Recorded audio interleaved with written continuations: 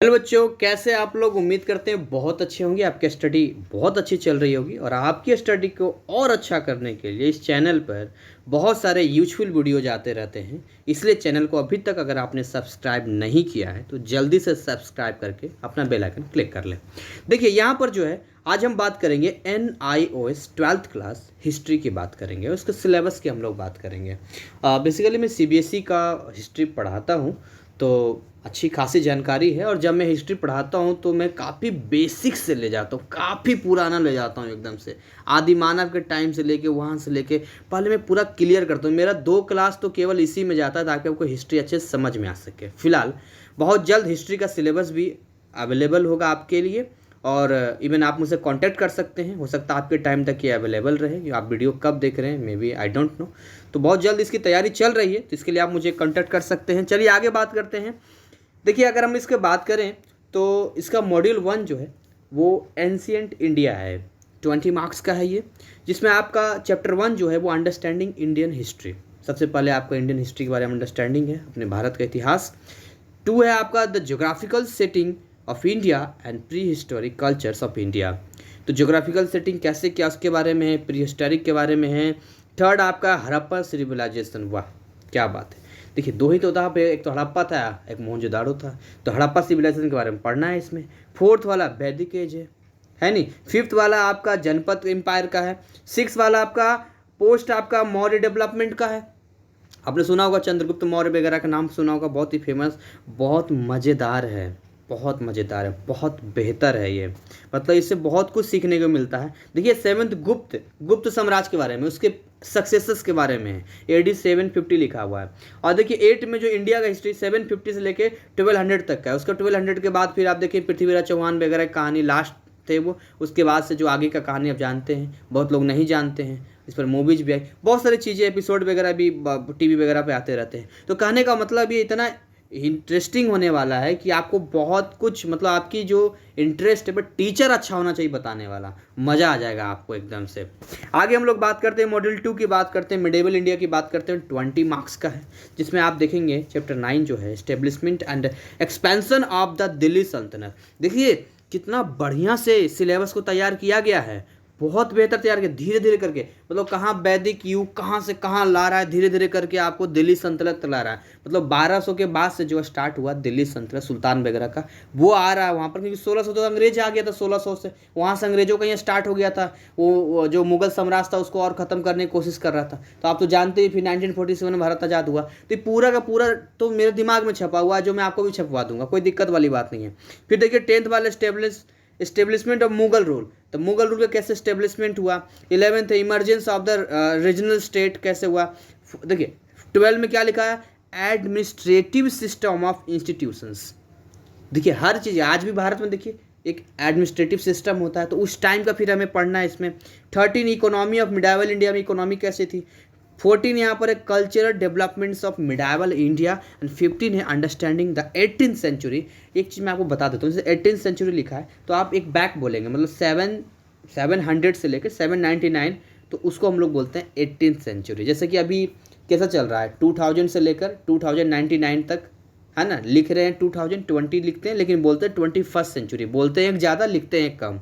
तो इस तरह से 18th सेंचुरी की बात कर रहा है यहाँ पर। मैं आपको बता रहा हूँ, केवल सिलेबस बताना मेरा उद्देश्य नहीं है, आपके मन से डर भी मिटा रहा हूँ। आप केवल अच्छे से किसी अच्छे टीचर से, यानी आप मेरे बैच में भी मेरे सिलेबस को भी अगर आप ले लेते हैं, बहुत जल्द मैं अवेलेबल करा दूंगा, तो आपका खाली सुनते सुनते ही सारी चीज़ें याद हो जाएगी। हिस्ट्री इतना आसान होता है, बस अच्छे से कहानी की तरह कोई सुनाने वाला होना चाहिए, वरना आप पढ़ते रहें आपको दिमाग में आएगा जाएगा आएगा जाएगा तो आपको दिक्कत होगा। आगे बात करते हैं मॉडल 3 की, मॉडर्न इंडिया की बात करते हैं। देखिए मॉडर्न इंडिया की बात करेंगे यहाँ पर, जिसमें हम लोग ब्रिटिश रूल की बात करेंगे।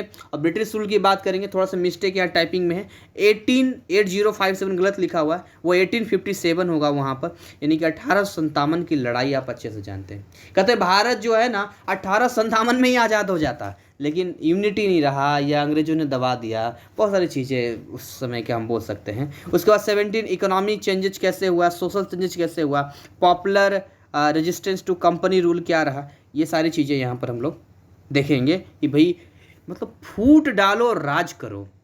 अब मैं आपको मतलब आप पढ़ेंगे खुद से या मेरा सिलेबस में मैं जब अवेलेबल कराऊंगा तो आप देखेंगे, उसमें मैं बताऊंगा आपको कि भाई ऐसा अंग्रेजों ने किया है ना।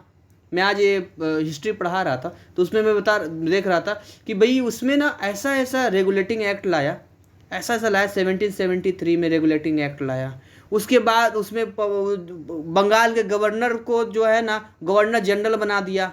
जो बेचारा अकेले डिसीजन लेता था वो 3 को और उसके साथ लगा दिया तो 4 हो गया ना। और बोला कि मेजोरिटी में जो भी डिसीजन लेना होगा इन चारों में से वोटिंग होगा, तो 3 तो अंग्रेज का ही था। अब फिर 11 साल बाद 1784 में फिर एक और एक्ट ले आया और उस एक्ट में जानते क्या कर दिया।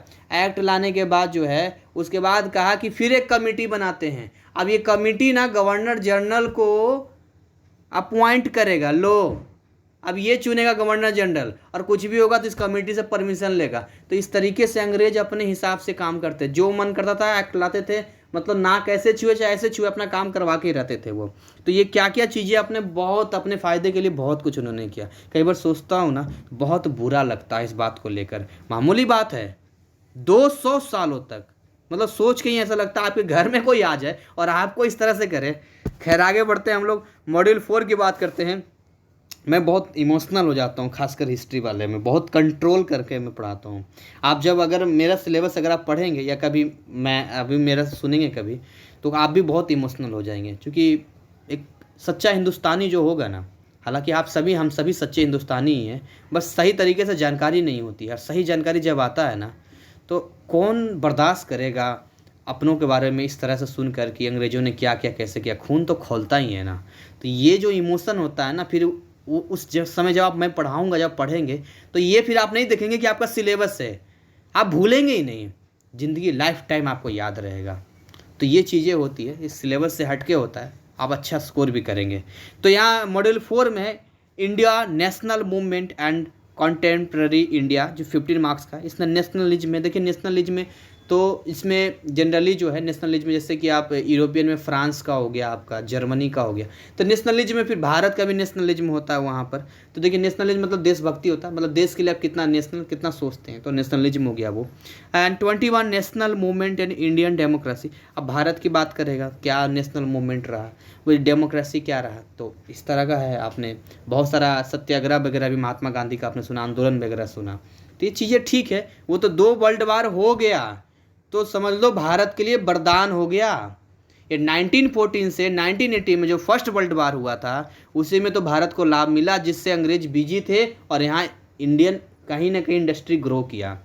और दूसरा वर्ल्ड वार तो हम सबों के लिए वरदान साबित हो गया, जब 1939 से 1945 तक ये सेकेंड वर्ल्ड वार चला था। क्योंकि उस समय तो कमर टूट गई थी अंग्रेजों की, ब्रिटिशर्स की, क्योंकि वो कहीं ना कहीं इन्वॉल्व थे। वो काफ़ी सारी चीज़ें क्लियर कर, मतलब आप पढ़ेंगे तो आपका होगा।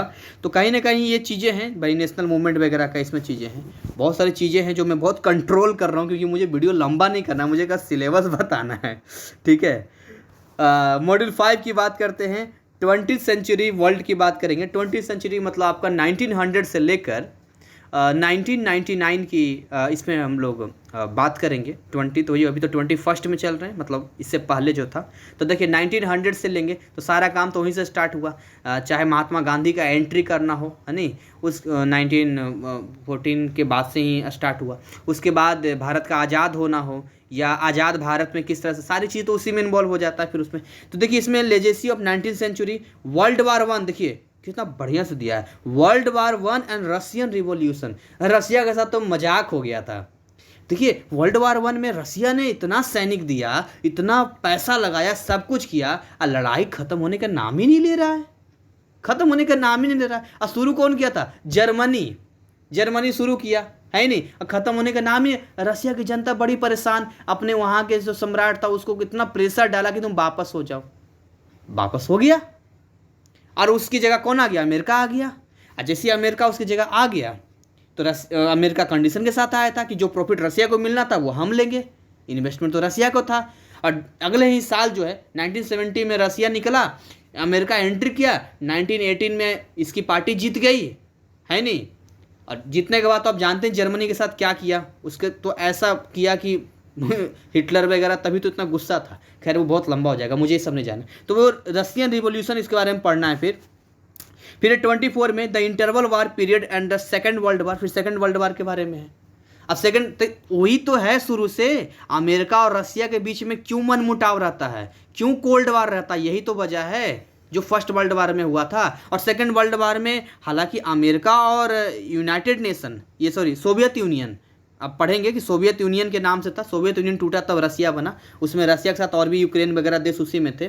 तो रसिया को अगर आप लेके चले, सोवियत यूनियन जो भी आप एक ही बोले, एक ही चीज़ है, तो एक थे तो एक ही टीम में, लेकिन अमेरिका ने जापान के हिरोशिमा और नागासाकी पे बम गिराया। इसके दो वजह थे, एक तो ये था कि ये टीम जीत जाएगी, और दूसरा ये कि कहीं ना कहीं अमेरिका अपने आप को वर्ल्ड में पावरफुल दिखा रहा था, और साथ में सोवियत यूनियन भी अपने आप को पावरफुल दिखा रहे थे। तो कहीं ना कहीं अमेरिका ये दिखाना चाह रहा था कि देखो हम कितना पगलेट आदमी हैं, हम बम फेंक सकते हैं जापान पे, हमसे भिड़ोगे तो उड़ा देंगे। तो कहीं ना कहीं एक कंपटीटर को डर बनाने के लिए भी किया। और जब पूछा गया कि अमेरिका तुमने ऐसा क्यों किया, तो कहता कुछ नहीं, बहुत लंबा खिंच रहा था, उसको ख़त्म करने के लिए किए, और जापान भुगत रहा। अब बता नहीं उसके क्या बोलते हैं, उसके जहाज पे सच में जो है, जो अमेरिका की सेना मरा या खुद मारा, भगवान जाने क्या किया। लेकिन अमेरिका के लिए मैं बताऊंगा उसका कैरेक्टर सब कुछ, तो आप फिर कहेंगे बहुत अमेरिका जो है चतुर है ये। आगे बात करते हैं यहाँ पे कोल्ड, देखिए गलती से मिस्टेक है थोड़ा, कोल्ड नहीं वो कोल्ड वार होगा।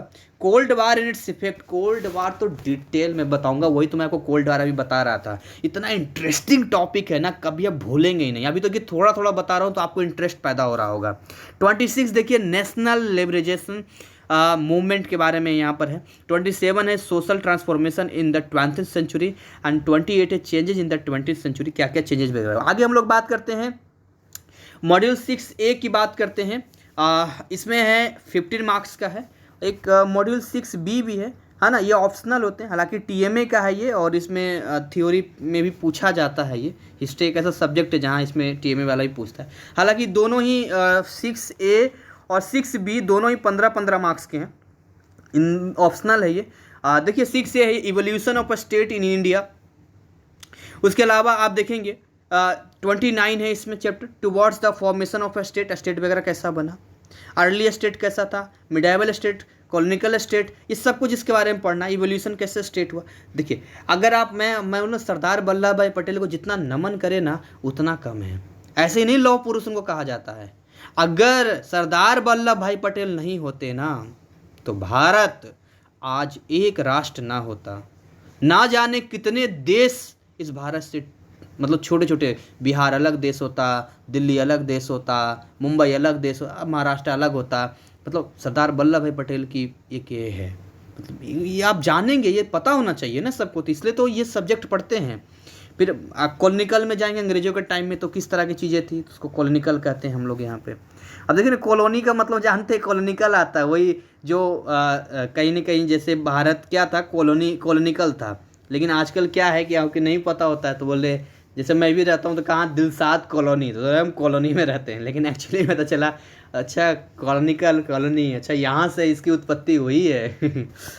आगे देखते हैं मॉड्यूल 6B का कल्चर इन इंडिया। कल्चर तो आप जानते ही हैं, contemporary cultural situation, cultural production, cultural communication, किस तरह की संस्कृति वगैरह। और पूरे दुनिया में भारत का संस्कृति जो है आप जानते हैं कितना सभ्य है और कितना बेहतरीन है, और आज भी लोग फॉलो करते हैं। बट अफसोस की बात है कि आज हम अपने कल्चर को छोड़कर जो है ना, हम उनके कल्चर को फॉलो करते हैं जिनका कल्चर जो हमसे सीखना चाहते हैं। खैर कहीं ना कहीं ये भी मार्केटिंग है, ये भी अब पॉलिटिकल साइंस में मैं पढ़ाता हूँ तो बताता हूँ उसमें है।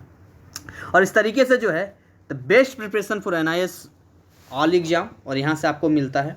और हिस्ट्री का मैं लाइव क्लासेस का वादा तो नहीं करता हूँ, लेकिन बहुत जल्द हिस्ट्री का कंप्लीट सिलेबस धुआंधार तरीके से आएगा, जिसके एक एक वीडियो आपके शरीर के रोंगटे खड़े कर देंगे।